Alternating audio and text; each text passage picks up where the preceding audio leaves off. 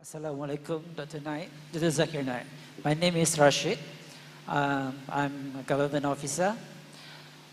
Talking about unity in the Muslim Ummah.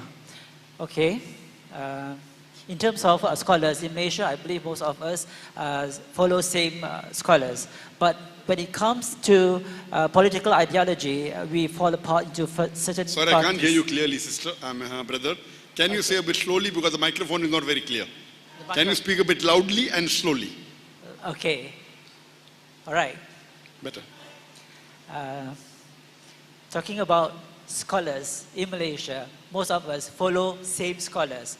But when it comes into political ideology, we fall apart into certain parties. My question is, how to unite them so that all of us will be under one party and our voice will get stronger in parliament?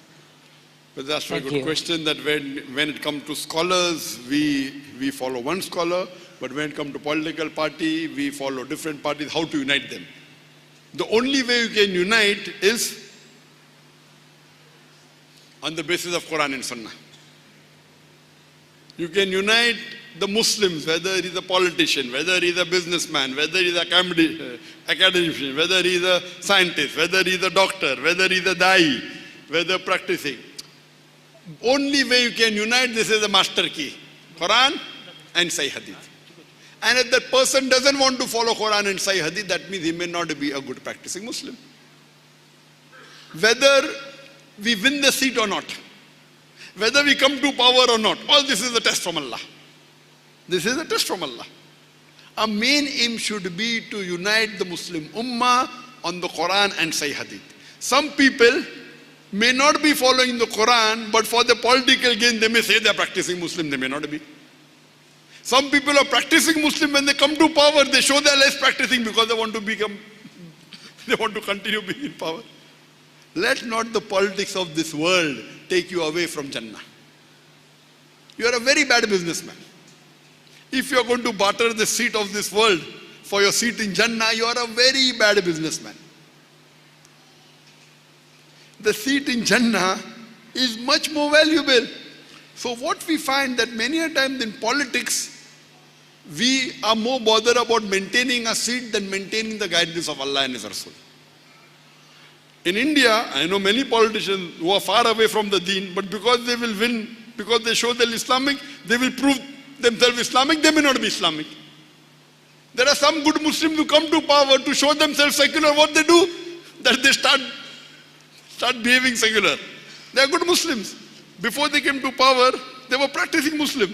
Oh, now because I have come to power, if I wear trousers above the ankle, what will people say? So the trousers go below. They have a beard, they shave their beard. They were practicing before. So let not, and Allah says in the Quran in Surah Imran chapter 3 verse number 185. Allah says, Kullu nafsin zaikatul maut. Surah Imran chapter 3 verse 85. Kullu nafsin zaikatul maut. Every soul shall have a taste of death. The final recompense will be on the day of judgment. And the person who's safe from the hellfire and enters Jannah has achieved the objectives of this world. For this world is nothing but goods and chattels of deception. All this is a test for us. Whether when I do business, am I doing business according to the Quran and Sunnah? When I'm doing my academics, am I doing according to Quran and Sunnah? When I'm doing my profession, when I'm doing my job, am I honest or not? So all this is Quran and Sunnah. So the only way you can unite the Muslim Ummah is on the Quran and Sunnah. Whether they come to it or not, you at least be on Quran and Sunnah. Correct? What should we say? Whether you're able to do it or not, you stick to the Quran and Sunnah. If everyone goes away, you stick, at least you will go to Jannah. If I stick, at least I will go to Jannah. A Jannah is very precious. You cannot barter the Jannah for anything in this world. For any power in this world, for any wealth, $1 million, $1 trillion, $zillion dollar. You cannot barter it for the Jannah. Our beloved Prophet Muhammad said, a believer lives in this world like a prison. An unbeliever lives in this world like paradise. So once a Jew approached a scholar, I think Ibn Qayyum or Ibn Hajar, and he told him that you are a judge, you are so rich, I'm poor. How come world is present for you and Jannah for me? So he told him, if you come to know what will happen to you in Akhirah, because you are doing shirk, you'll go to Jahannam, this world will be Jannah for you. And me, if I follow the Quran and Sunnah and go to Jannah, all this judge and the wealth is like a prison for me compared to the pleasure in Akhirah.